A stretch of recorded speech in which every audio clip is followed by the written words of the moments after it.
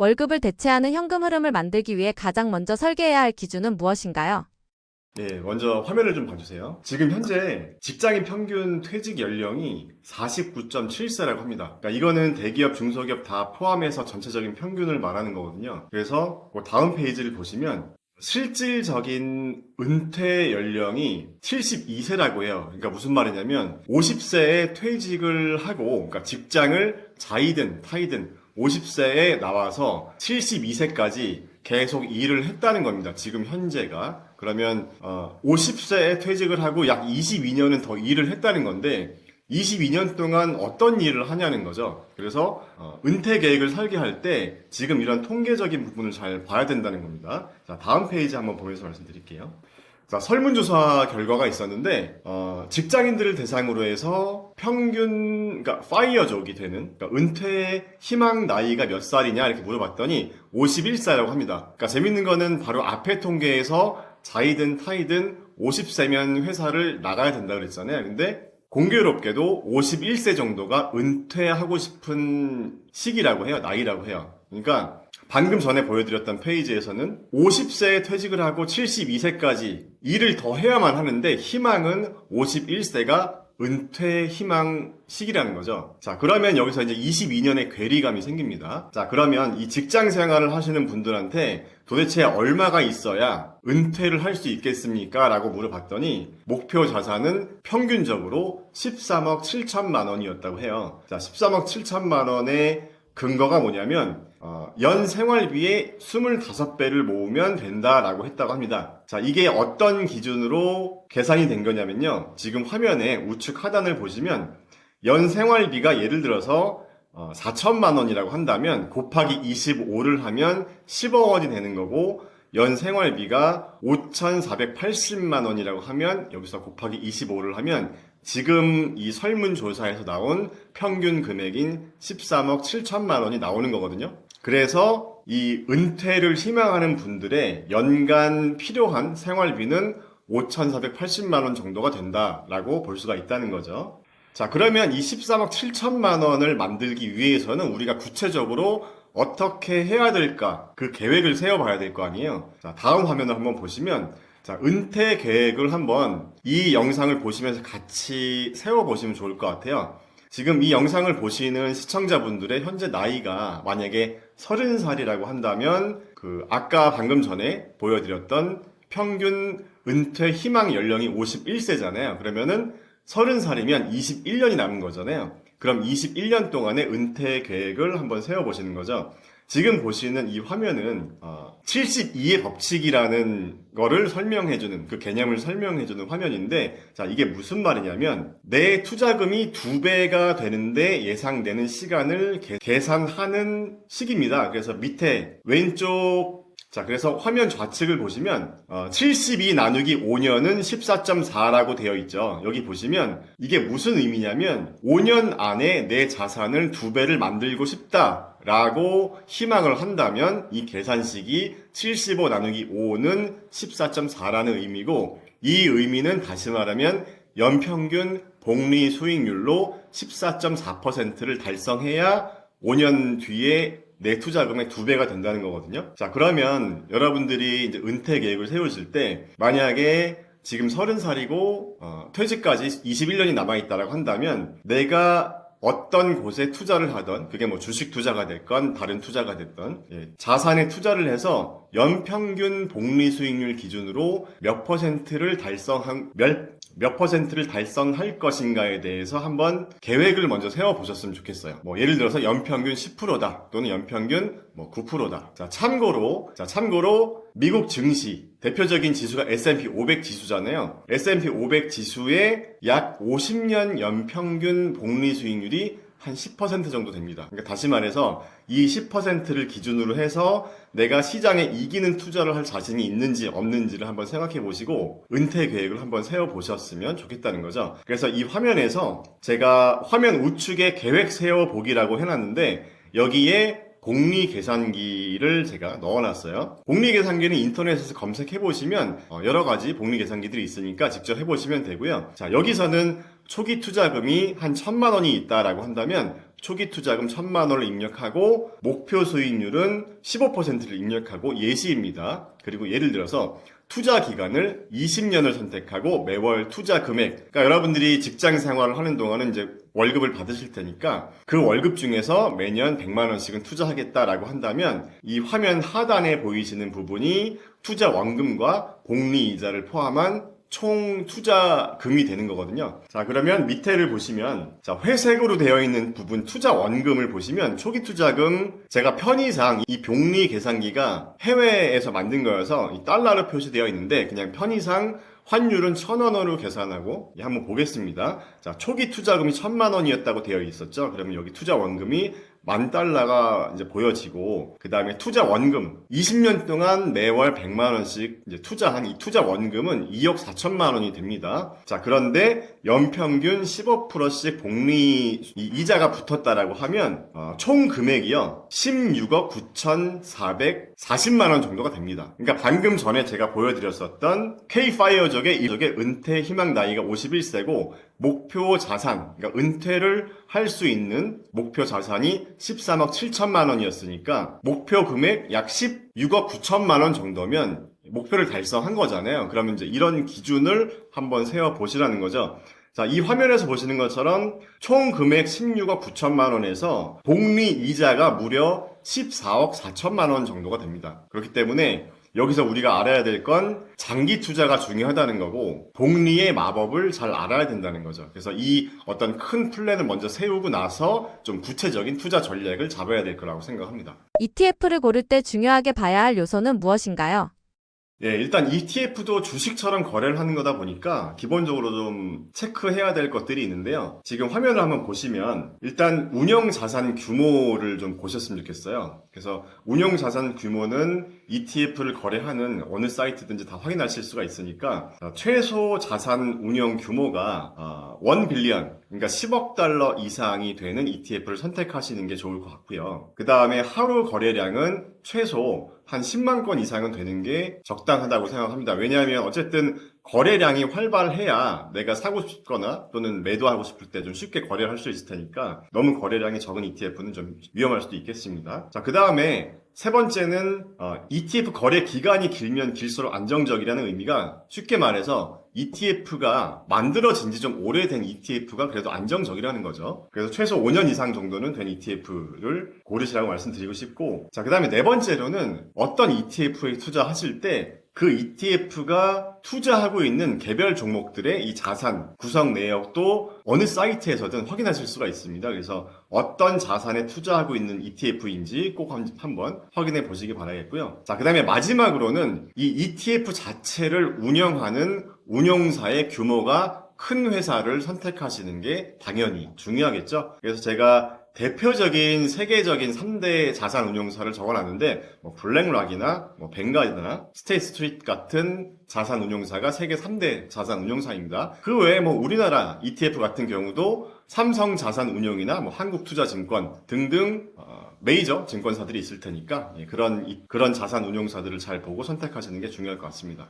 그 다음에 이제 대분류를 한번 제가 나눠봤는데 ETF 투자하실 때 내가 투자하는 ETF가 어느 분류, 어느 대분류에 속하는지를 한번 보시는 것도 중요할 것 같아요. 그래서 지금 보시는 화면은 큰 카테고리별로 제가 한번 나눠본 건데, 자, 첫 번째로 지수형 ETF가 있습니다. 여러분들 다 아시는 것처럼 S&P 500, 나스닥, 다우지수 이런 데 투자하는 ETF들이 있고, 오른쪽에 제가 대표적인 ETF들 티커를 남겨드렸으니까 한번 참고해 보시면 될 것 같아요. 예를 들면 SPY, QQQ 또는 DIA 같은 ETF들이 대표적인 ETF고, 그 다음에 섹터형 ETF라는 거는 미국 증시는 11개 섹터로 구분이 되어 있습니다. 그래서 테크놀로지, IT 섹터, 필수 소비재 섹터, 커뮤니케이션 섹터, 에너지, 유틸리티 등등 11개 섹터로 구분이 되어 있는데 대표적인 섹터에 투자할 수 있는 ETF들도 있으니까 섹터형 ETF가 있다 정도 아시면 될 것 같고, 그 다음에 테마형 ETF, 예를 들면 최근에 인공지능, 4차 산업혁명, 전기차, 2차 전지 등등 특정 키워드를 주제로 하는 그런 ETF들이 있어요. 그래서 LIT 같은 ETF는 전기차, 친환경, 2차 전지 이런 쪽에 투자하는 ETF가 되고, 최근에 좀 뜨고 있는 AI, 인공지능에 투자하는 그런 ETF는 BOTZ 같은 ETF가 있습니다. 그 다음에 채권형 ETF도 있는데요. 미국의 장기 채권이나 단기 채권에 투자하는 ETF죠. 대표적으로 장기 채권 ETF, TLT 같은 ETF가 있고요. 그 다음에 이제 배당형 ETF도 있습니다. 월배당 또는 좀 분기 배당, 꾸준히 배당을 올려주는 그런 ETF에 투자하고 싶다면 대표적으로 SCHD 같은 ETF가 있습니다. 배당금을 매년 꾸준히 잘 올려주는 그런 기업들만 모아놓은 ETF고요. 그 다음에 원자재 ETF. 최근에 금이나 은 가격이 많이 올랐잖아요. 그래서 금이나 은에 투자하고 싶다라고 하면 GLD나 SLV 같은 ETF로 또 간접 투자를 할 수 있다고 보시면 되고요. 그 다음에 이제 좀 유의할 필요가 있는 ETF인데 파생상품 ETF라고 해서 예를 들면 나스닥 2배, 나스닥 3배, 예를 들면 나스닥 3배 같은 경우는 TQQQ, 한국 분들이 굉장히 많이 이렇게 투기성으로 많이 하시는 ETF인데 이런 ETF들은 좀 주의할 필요가 있다고 생각합니다. 그래서 ETF 유형별로는 이 정도 한번 알아두시면 큰 무리가 없을 것 같습니다. 고수들의 포트폴리오를 실전 투자에 적용한다면 어떻게 해야 하나요?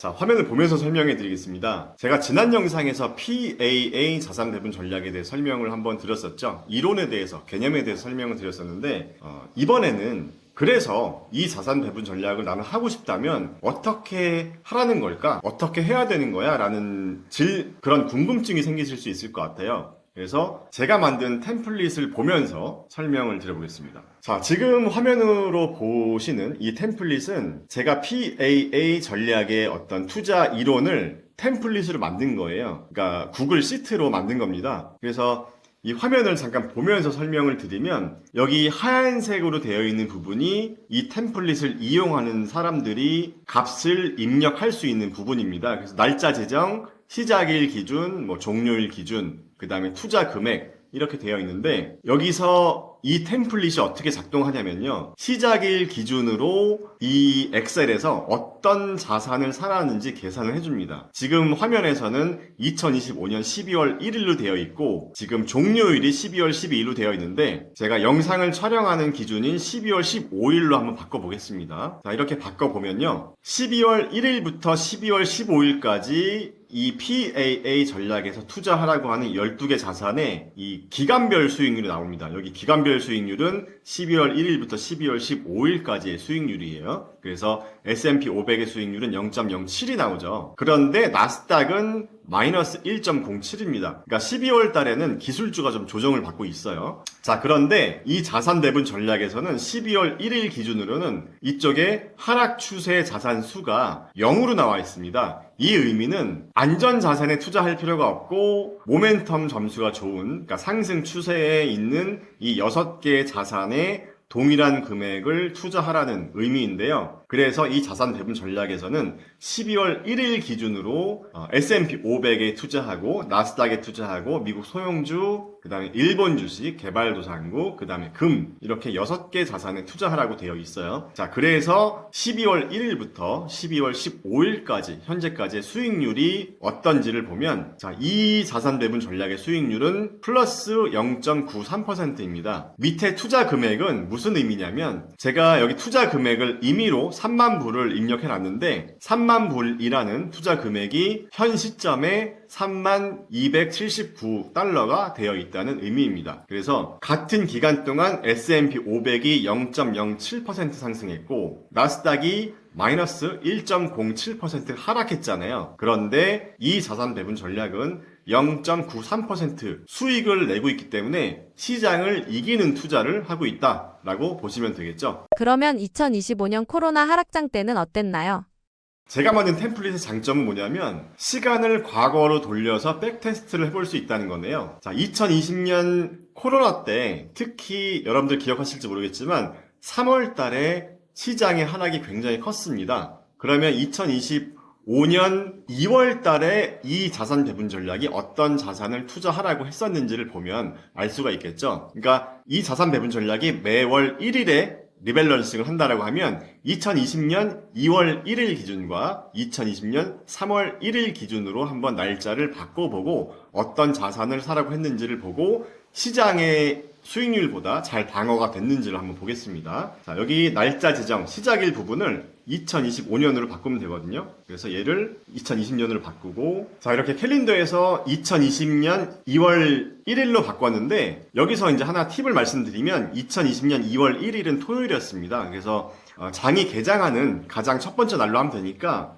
2020년 2월 3일로 한번 해보겠습니다. 자, 이렇게 바꿨습니다. 여기서 보시면 시작일이 2020년 2월 3일로 되어 있고요. 종료일이 2020년 2월 28일. 그러니까 한 달마다 한 번씩 리밸런싱 하는 거니까 한 달 수익률 어땠는지를 보면 되는 거잖아요. 자, 2020년 2월 달 한 달 동안에 S&P 500이요. 무려 8.6% 빠졌습니다. 나스닥은 마이너스 7.46% 빠졌어요. 예, 소형주는 더 많이 빠졌죠. 마이너스 9.85%나 빠졌습니다. 굉장히 우리에게 공포심을 주는 그런 시기였어요. 자, 그런데 이 자산 배분 전략은 어땠냐면 마이너스 1.64%로 S&P 500이나 나스닥이 하락한 것 대비로 보면 자산을 비교적 잘 지켰다고 볼 수가 있습니다. 자, 그러면 날짜를요 2020년 3월로 한번 가볼게요. 3월 2일 기준으로 어떤 자산을 사라고 했는지를 보겠습니다. 자, 종료일은 3월 31일로 바꿔볼게요. 자, 이렇게 바꾸면, 자, 한번 보세요. S&P 500이 무려 한 달 동안 마이너스 16.61% 하락했어요. 엄청나게 하락했죠.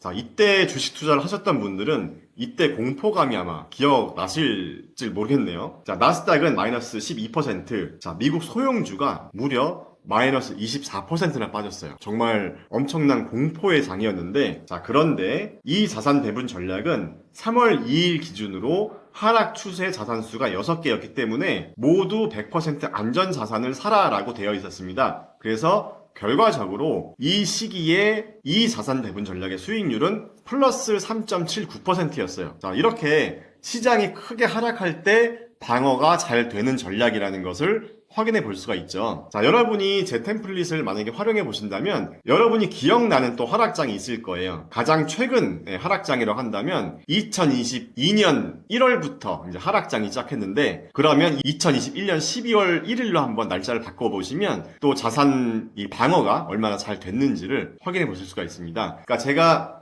이 템플릿을 만들어서 여러 가지 날짜별로 한번 백테스트를 해봤을 때는 대체로 하락장은 먼저 선 방어가 잘 되는 것 같아요. 이 자산 배분 전략이. 대신에 상승장을 쫓아가는 거는 한두 달 좀 느리게 쫓아가는 그런 경향이 있어요. 그러니까 확실히 이 자산 배분 전략은 방어가 우선입니다. 예, 수익을 내는 것보다는 하락장을 잘 막는 그런 전략이다라고 보시면 됩니다. 자, 그 다음에 제가 지난 영상에서 VAA 전략에 대해서도 설명을 드렸는데, 화면에 보시면 제가 지난 영상에서 설명드렸던 이 자산 배분 전략의 개념이 잘 나와 있었죠. 그래서 제가 실제로 템플릿을 만든 이 템플릿 화면을 보여드리겠습니다. 자, 마찬가지로 여기도 시작일과 종료일이 되어 있어요. 그래서 시작일 기준으로 어떤 자산을 사라고 하는지를 가리키고 있는 거고요. 자, 이 자산 배분 전략은 여기 보시면 12월 1일 기준으로는 어디로 가야 하나라는 부분에 공격이라고 되어 있습니다. 자, 공격이라고 되어 있는 이유가 여기 보시면 공격형 자산의 모멘텀 점수가 마이너스인 게 하나도 없어요. 그렇기 때문에 공격형 자산에 투자해도 된다는 겁니다. 그런데 이 자산 배분 전략에서 이 공격형 자산 4개 중에서 어떤 자산에 투자하면 가장 좋으냐라고 했을 때 모멘텀 점수가 가장 좋은 여기 EEM, 자, 개발도상국에 투자하는 ETF죠. 여기 투자해라 라는 겁니다. 그러니까 이 자산 배분 전략의 가장 핵심은 모멘텀 점수가 가장 높은 자산 하나에만 투자하라는 거예요. 여기서 말하는 모멘텀 점수는 최근 1개월, 3개월, 6개월, 12개월 동안의 이 수익률을 가중치를 둬서 계산하는 방식인데, 쉽게 말하면 지금으로부터 가장 최근에 상승했던 경우에 좀 더 점수를 좋게 부여하는 겁니다. 그래서 종합 점수를 이렇게 1개월, 3개월, 6개월, 12개월로 점수를 부여하는 건데, 그랬을 때 현재 EEM의 수익률은 마이너스 0.37%이기 때문에 아직까지는 시장의 수익률과 좀 비슷한 그런 경향을 보이고 있어요. 그래서 여러분이 만약에 투자를 하실 때 전체 투자 금액에서 뭐 일정 부분 50%는 뭐 PAA 전략으로 하겠다, 또는 나머지 자산은 좀 더 공격적으로 하겠다라고 이렇게 자산 배분 전략을 한번 세워보실 수도 있는데, 제가 하나만 더 보여드리겠습니다. 전력 인프라처럼 구조적인 테마는 포트폴리오에서 어떤 역할로 배치하는 게 적절하다고 보시나요?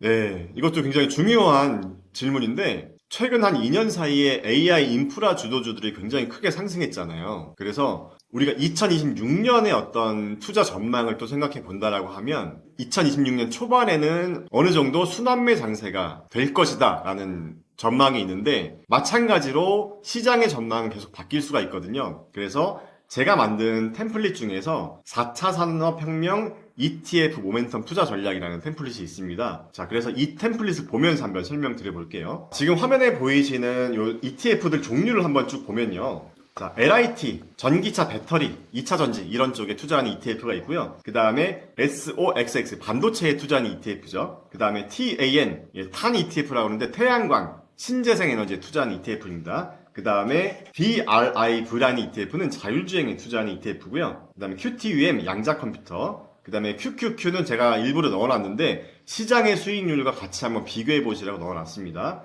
그 다음에 ROBO, 로봇 산업에 투자하는 ETF, 그 다음에 스파이, S&P 500도 시장의 기준점이 될 수 있기 때문에 같이 비교해 보시라고 넣어드렸고, 그 다음에 5G라는 키워드도 있습니다. 4차 산업혁명 키워드 중에. 그래서 NXTG라는 ETF가 5G에 투자하는 ETF고요. 그 다음에 내년에 좀 유망하다고 보는 전력 인프라에 투자하는 ETF는 GRID, 그리드라는 ETF입니다. 그래서 전력망, 전력 인프라에 투자하는 ETF고요. 그 외에 핀테크에 투자하는 ARKF, 우주 산업에 투자하는 UFO, 그다음에 인공지능에 투자하는 BOTZ, 그다음에 클라우드에 투자하는 SKYY, 그다음에 3D 프린터도 앞으로 유망하다고 하는데 티커가 PRNT 대표 ETF입니다. 그다음에 IoT에 투자하는 ETF SNSR 이렇게 있는데요. 자, 이 ETF들도 여기 보시면 순위가 있어요. 이 순위는 제가 방금 전에 보여드렸던 이 VAA 전략에서 계산하는 이 모멘텀 점수를 그대로 갖고 왔습니다. 그래서 상승 추세의 자산에 투자를 하되 월 1회 리밸런싱 하는 개념으로 같이 자산 배분을 해보시면 좋을 것 같아요. 그러니까 PAA 전략으로는 방어 진지를 잘 구축해 놓으시고, 이런 4차 산업혁명에 투자하는 ETF 전략은 좀 공격형 전략인 거죠. 그래서 제가 마찬가지로 여기 연두색으로 되어 있는 부분은 여러분이 직접 수정하실 수 있게 해드렸는데, 시작일 기준으로 모멘텀 순위를 이렇게 나오게 했어요. 그래서 이렇게 지금 오름차순으로 정렬이 되어 있는 겁니다. 자, 그러면 12월 1일 기준으로는 어떤 자산을 사라라고 되어 있냐면 LIT, 배터리가 1입니다. 모멘텀 순위가 1이어서 LIT가 있고, 그 다음에 반도체, 그 다음에 태양광, 자율주행 이렇게 있어요. 12월 1일 기준으로는. 그래서 12월 15일까지로 봤을 때는 기간별 수익률이 0.86으로 되어 있는데, 마찬가지로 제가 투자 금액을 이렇게 입력하시면 이렇게 자산 배분 금액, 그러니까 모멘텀 점수에 따라서 투자 금액이 조금씩 차등적으로 부여될 수 있게 제가 만들어 놨습니다. 그러니까 계산하기 편하게. 그러니까 이 템플릿은 만약에 사용하시는 분들이 본인에 맞게, 본인의 투자 성향에 맞게 바꾸실 수도 있어요. 그래서 12월 1일부터 12월 15일까지 기간별 수익률을 보면 플러스 0.86이라고 나와 있잖아요. 그래서 같은 기간 동안 나스닥이 마이너스 1.07이니까 수익률이 시장의 수익률을 이기는 투자였다라고 볼 수도 있겠죠. 자, 그리고 제가 여기 모멘텀 범위 지정이라고 적어놨는데, 여기는 어떻게 하시는 거냐면 여기 모멘텀 점수가 있습니다. 모멘텀 점수를 예를 들어서 나는 1.5로 하겠다라고 한다면요, 제가 숫자를 1.5로 바꿔보면 모멘텀 점수가 1.5 이상인 상위 종목에만 투자하겠다는 의미입니다. 그래서 이렇게 바꿔보시면 이렇게 모멘텀 점수가 1.5 이상인 상위 3개 종목에만 투자하겠다는 의미입니다. 그래서 이 부분은 계속 숫자를 적당하게 바꿔보시면서 투자 전략을 한번 세워보시는 것도 괜찮은 방법입니다. 그래서 내년에 어떤 자산이 오를 것인가 에 대한 대답을 듣고 싶다면 이 템플릿에서는 날짜를 바꿔봤을 때 어떤 자산이 상승 추세인지를 한번 이렇게 판단해 보시는 거죠. 그러면 매월 1일 기준으로 내가 리밸런싱을 한다라고 하면 매월 1일 기준으로 어떤 투자 전략이 좋겠다라는 어떤 투자 규칙 내지 투자 루틴을 만들 수 있는. 그래서 ETF로만 자산 배분 전략을 짤 때는 제가 방금 전에 설명드렸던 뭐 PAA 전략, VAA 전략, 그 다음에 4차 산업혁명 ETF 모멘텀 투자 전략 이렇게 한번 보시면 좋을 것 같고, 추가로 한 가지만 더 말씀드린다면 제가 실제로 연금저축계좌에서 이 방법을 사용하고 있는데 이렇게 글로벌 자산 수익률 템플릿도 만들어 드렸습니다. 그래서 여기는 두 개의 탭으로 구성되어 있는데 미국 상장 ETF랑 국내 상장 ETF라고 되어 있어요. 그래서 저는 국내 상장 ETF에 대해서 연금저축계좌에서 이 방법을 하고 있고, 매월 1일에 마찬가지로 어떤 자산을 살지 리밸런싱을 하고 있습니다. 그래서 지금 보시는 화면 기준으로 설명을 드리면 모멘텀 범위를 1.4로 되어 있어요. 얘를 0으로 바꾸면 다른 자산들도 보여지지만 저는 상위 3개에만 투자를 하고 싶다라고 해서 1.4로 한 거예요. 그러면 여기 보이시는 것처럼 한국, 베트남, 중국 심천지수 이렇게 3개의 ETF에 투자하라고 가리키고 있습니다. 그래서 12월 1일부터 12월 12일까지 현재까지 기간 수익률이 2.85%인 거예요. 이 방법으로 했을 때 방금 전에 보여드렸던 것처럼 미국 나스닥 같은 경우 지금 하락 추세인 거잖아요. 그러니까 이 자산 배분 전략도 방어가 잘 됐고 오히려 수익을 내고 있다라고 보시면 되겠습니다. 그래서 좀 정리를 해보면 PAA 전략, VAA 전략, 그 다음에 4차 산업혁명 ETF 모멘텀 전략, 그 다음에 글로벌 자산 모멘텀 투자 전략. 왜냐하면 글로벌 자산까지 좀 추가를 해주면 미국 시장이 좀 흔들릴 때 다른 나라가 또 상대적으로 방어를 잘 해줄 수 있기 때문에 이 정도 투자 전략으로 접근하시면 크게 뭐 실수하거나 문제가 있지는 않을 거라고 저는 개인적으로 생각합니다.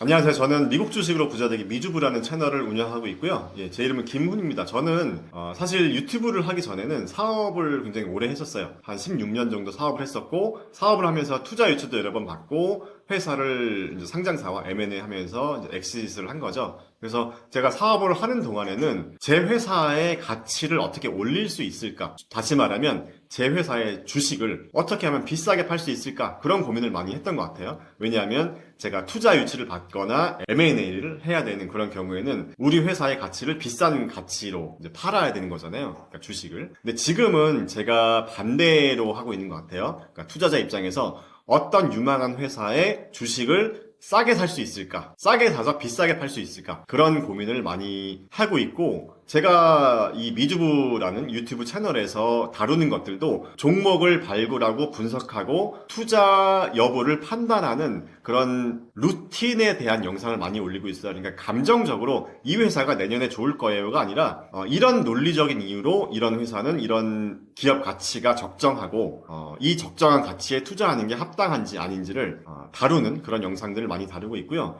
제가 이 책을 쓴 이유도 유튜브 영상을 많이 올려보면서 이렇게 달리는 댓글들을 보면 좀 안타깝게도 좀 투기로 주식을 많이 하시는 분들이 계시더라고요. 그러니까 예를 들어서 당신이 이런 얘기를 해서 샀다, 또는 다른 애널리스트가 얘기를 해서 샀다. 그러니까 중요한 거는 내 생각이나 내 기준이 없고 남의 말만 듣고 이걸 샀다라는 말씀을 많이 하시던데 이게 너무 안타깝더라고요. 왜냐하면 여러분이 너무 힘들게 번 돈이잖아요. 근데 남의 말만 듣고 한다는 게 좀 너무 안타깝다는 생각이 들었고, 그리고 저는 이제 이렇게 생각을 해요. 우리가 주식 투자를 하면서 우리가 만약에 필드에서 어떤 경력을 쌓는다고 가정을 하면 내가 어떤 분야에서 뭐 3년을 하고 5년을 하고 10년을 하면 그 분야에 정말 마스터, 전문가가 될 수 있잖아요. 근데 주식 투자도 마찬가지여야 한다고 생각해요. 내가 주식 투자를 3년을 하고 5년을 하고 10년을 했다면 정말 그 주식 투자의 어떤 전문가가 되어 있어야지, 남의 말만 듣고 10년을 하면 10년을 한 사람과 1년을 한 사람의 주식 투자 실력이 똑같을 거 아니에요.